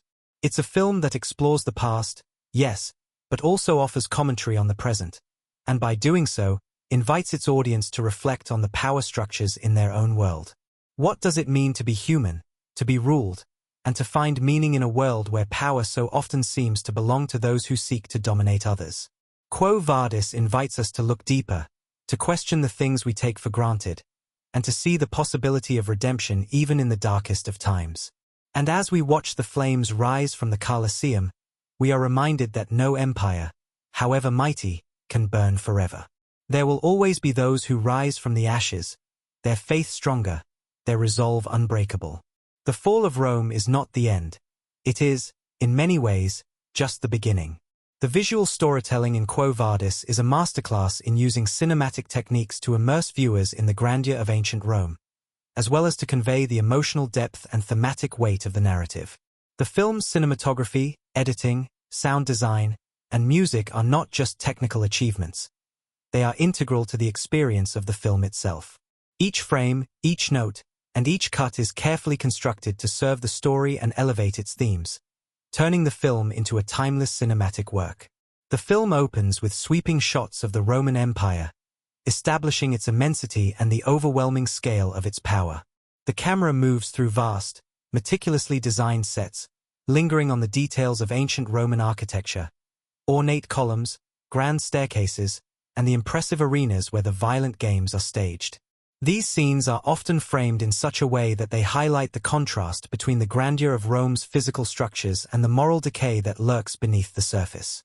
Cinematographer Robert Surtees uses wide, expansive shots to show the immensity of the empire and its splendor, but it is in the smaller, more intimate moments where the true emotion of the film lies.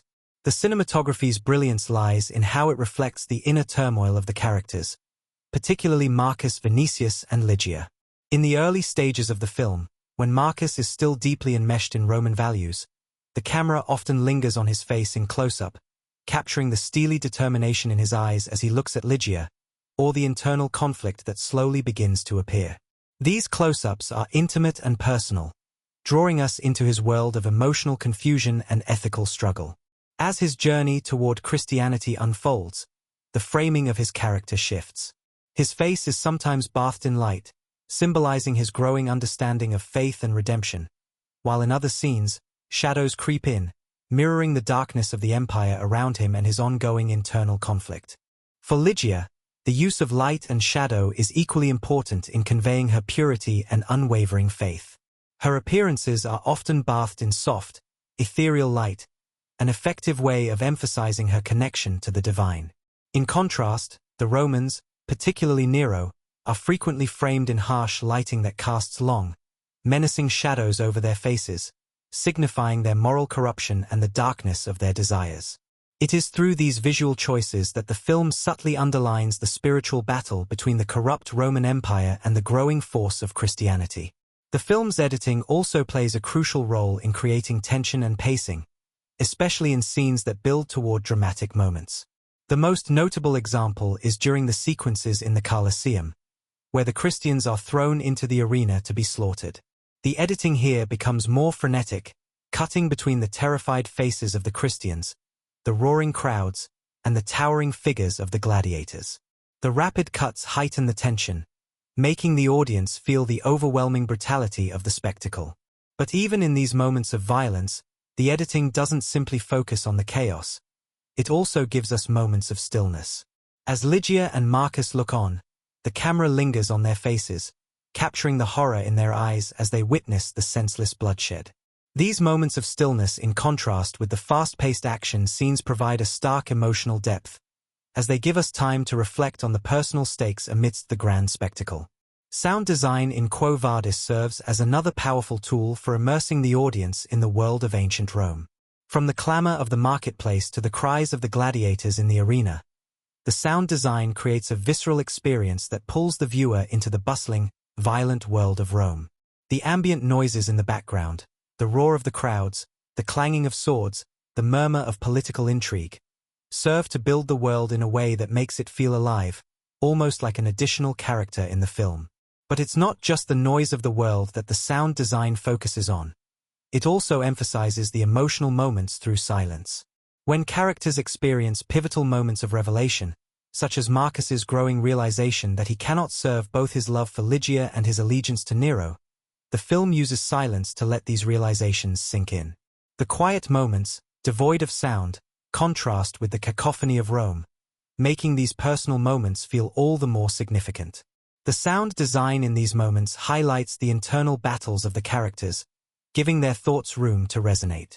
Music, too, is an essential part of the film's storytelling. The score by Miklos Rozsa is one of the key elements that gives Quo Vadis its sweeping, epic feel.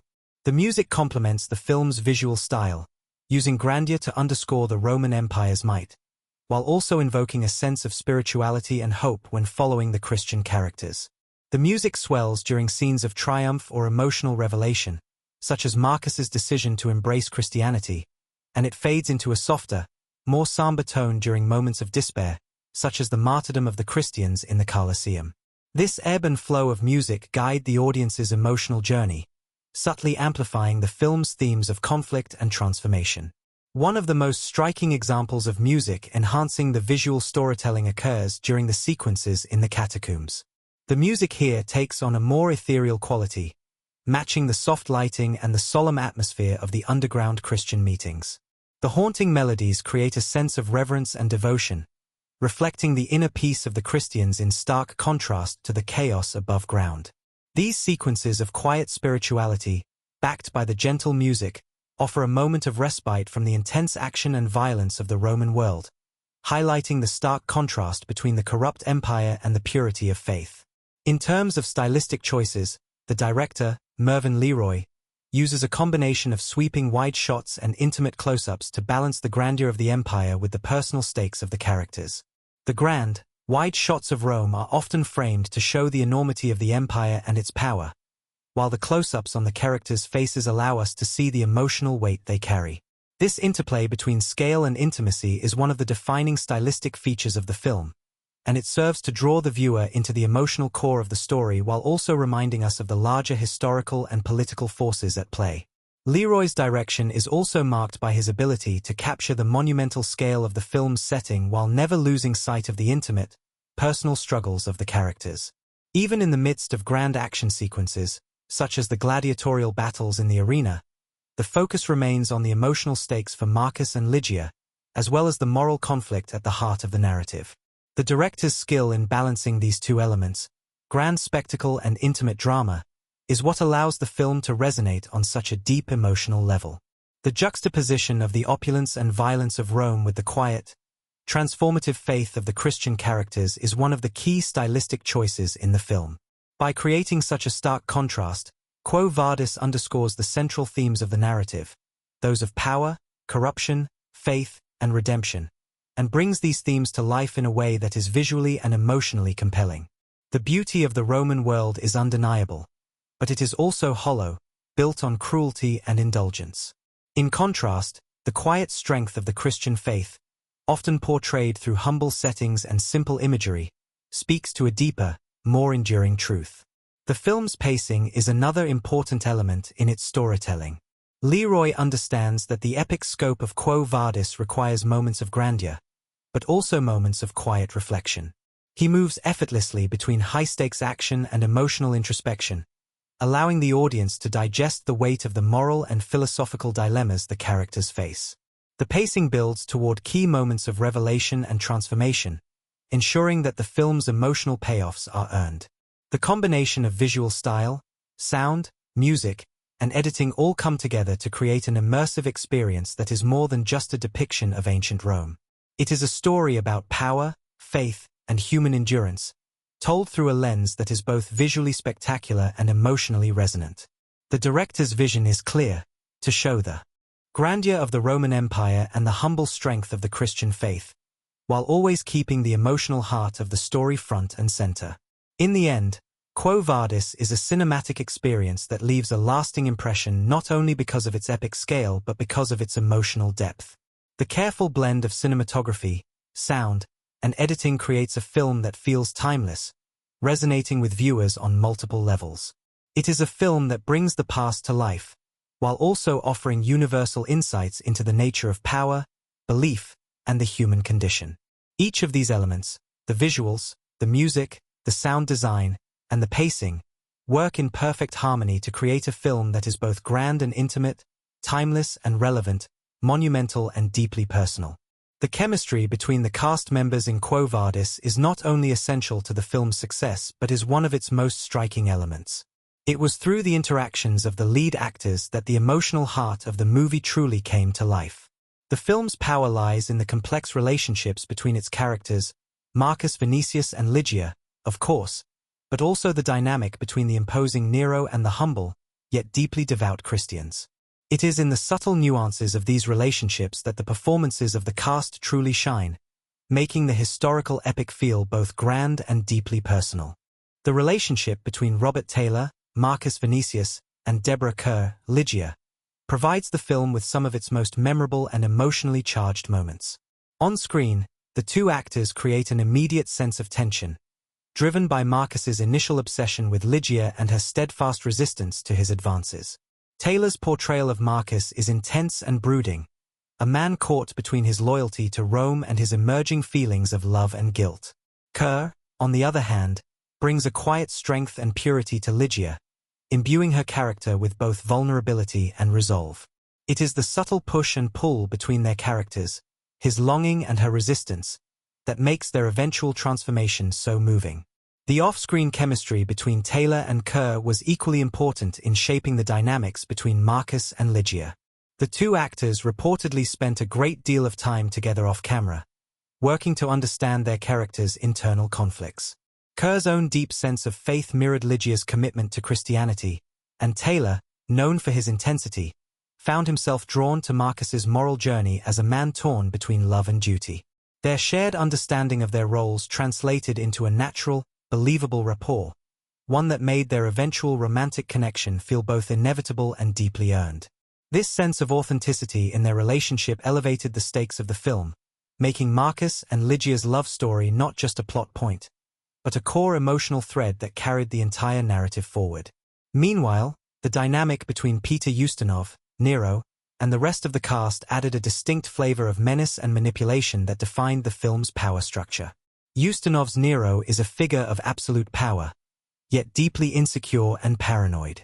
His interactions with the Christian characters, most notably with Lydia, whom he desires, and with the Christians in general, are marked by a palpable sense of cruelty and madness.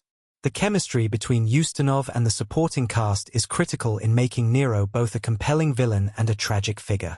Ustinov's ability to blend charm and menace allowed him to navigate the emotional complexity of Nero, creating a villain whose psychosis feels dangerous but also oddly pitiable.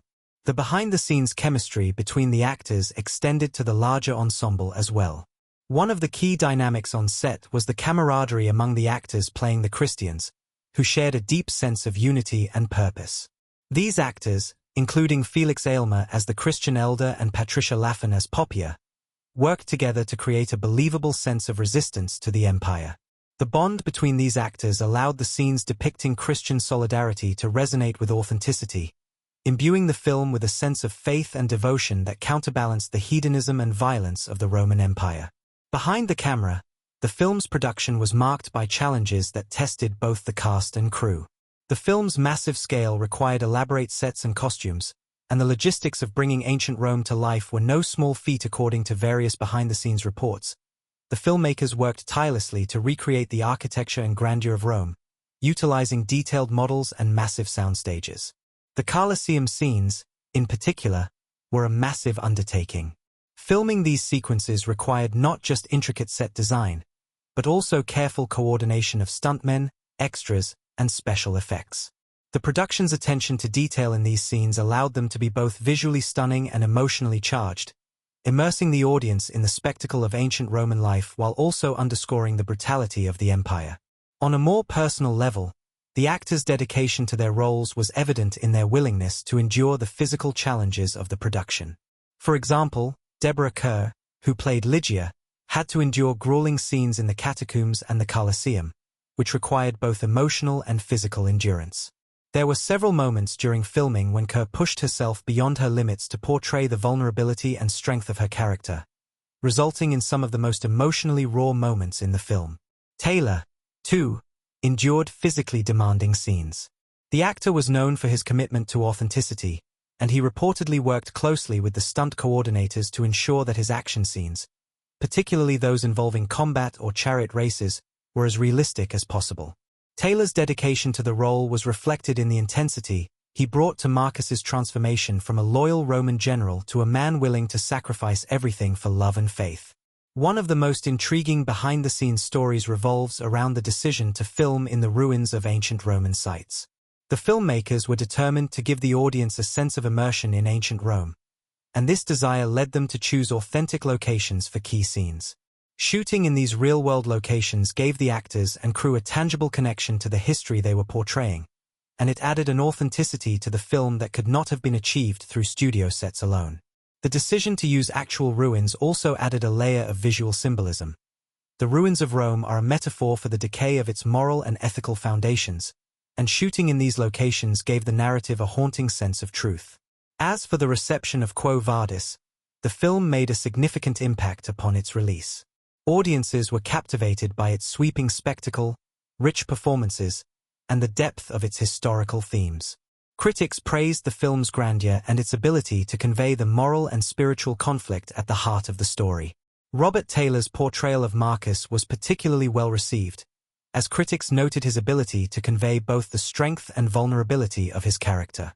Deborah Kerr's performance was also lauded for its quiet strength, making Lydia one of the most memorable characters in the film.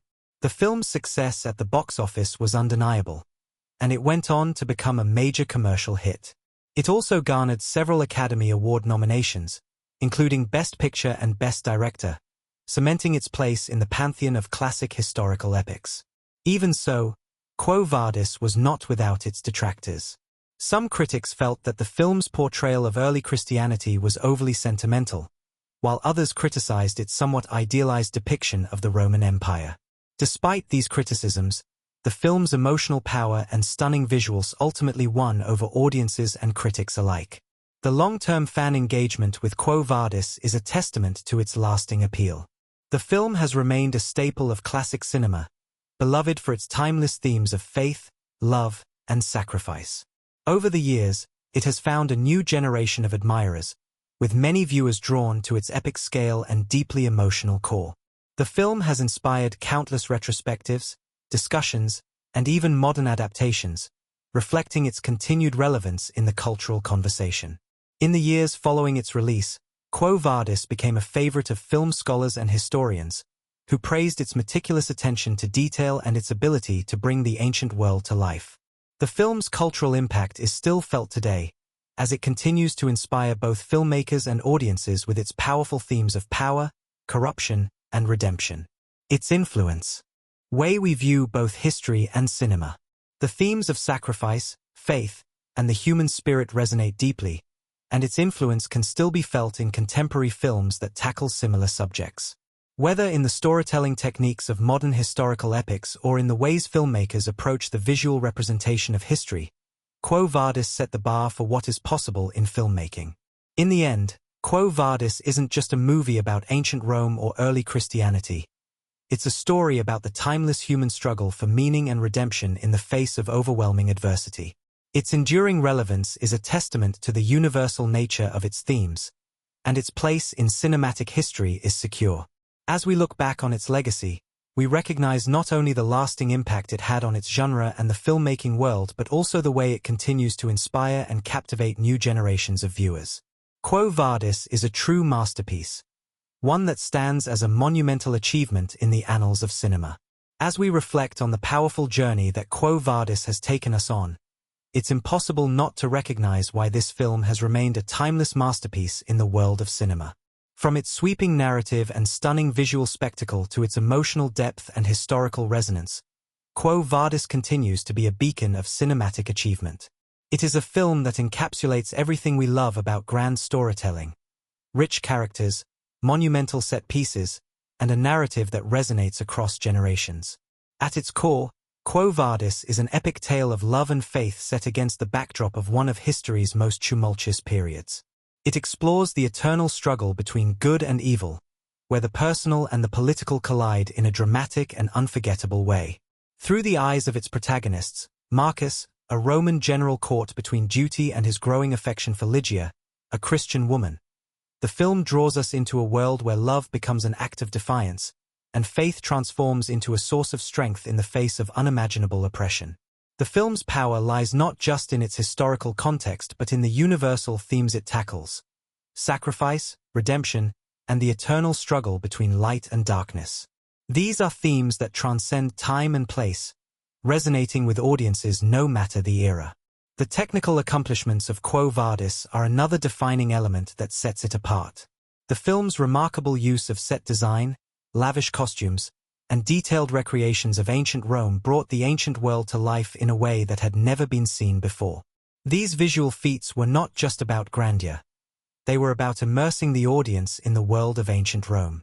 The intricate details of the Colosseum, the vivid depictions of Roman life, and the monumental scenes of gladiatorial combat and martyrdom, all of these moments contribute to the film's sense of scale and spectacle.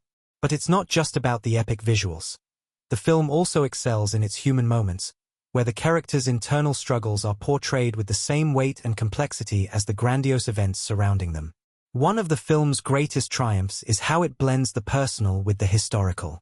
The passion of Marcus and Lydia, the machinations of Emperor Nero, and the courageous resistance of the early Christians are all interwoven in a way that elevates Quo Vadis beyond a mere historical epic. It is a film that speaks to the heart as much as it does to the intellect. In exploring the lives of individuals in the shadow of one of history's most brutal empires, the film connects us to the past in a way that few historical epics ever manage to do. Quo Vadis invites us not just to witness history but to feel it, to understand it, and to be moved by it. The performances of the cast also deserve special mention. Robert Taylor, as the conflicted Marcus, and Deborah Kerr, as the virtuous Lydia, create a dynamic that gives the film its emotional pulse. Their chemistry brings depth to their characters, allowing us to see their internal struggles as they navigate the complex world of ancient Rome. Their performances anchor the film, giving us characters whose journeys we care about, whose fates we invest in. The supporting cast, including the towering presence of Peter Ustinov as the infamous Emperor Nero, brings additional layers to the story, each actor contributing to the overall narrative in ways that enrich the entire experience. Yet, the legacy of Quo Vadis is not just confined to its immediate success. The film's impact has extended far beyond its release, influencing filmmakers, inspiring countless adaptations, and ensuring its place in the cultural lexicon. It helped define the epic genre in Hollywood, setting a precedent for future films that sought to balance grandeur with human emotion. Its reach can be seen in the work of filmmakers like Ridley Scott, whose Gladiator, 2000, shares many thematic and visual similarities with Quo Vadis. The film's influence is also felt in its representation of early Christianity and the ways it continues to inform modern portrayals of religious and historical themes. Quo Vadis is not just a film of its time, it's a film for all time. But what truly makes Quo Vadis stand out is its ability to speak to universal truths through the lens of a specific historical period. The struggles of its characters resonate with anyone who has ever had to stand up for their beliefs, confront oppressive power, or fight for love in a world that seeks to tear it apart. These themes, coupled with the film's stunning visuals and powerful performances, make Quo Vadis a work that continues to captivate audiences decades after its initial release. As we wrap up this deep dive into Quo Vadis, we can see that this film is much more than a product of its time. It is an enduring masterpiece that has stood the test of time, captivating generations of viewers with its epic storytelling, compelling characters, and universal themes. It is a testament to the power of cinema to not only entertain but to enlighten, to transport us to different worlds, and to make us feel deeply about the human experience. If you loved this breakdown and enjoyed exploring the depths of Quo Vadis, be sure to give the video a thumbs up and subscribe for more deep dives into the world of cinema. Together, we can continue exploring the magic of movies and uncovering the hidden gems that make them unforgettable. Let's keep exploring films together, diving deep into the stories that move us and the artistry that makes them come alive. Thank you for joining me on this journey, and until next time, keep watching, keep exploring, and keep discovering the world of cinema in all its glorious complexity.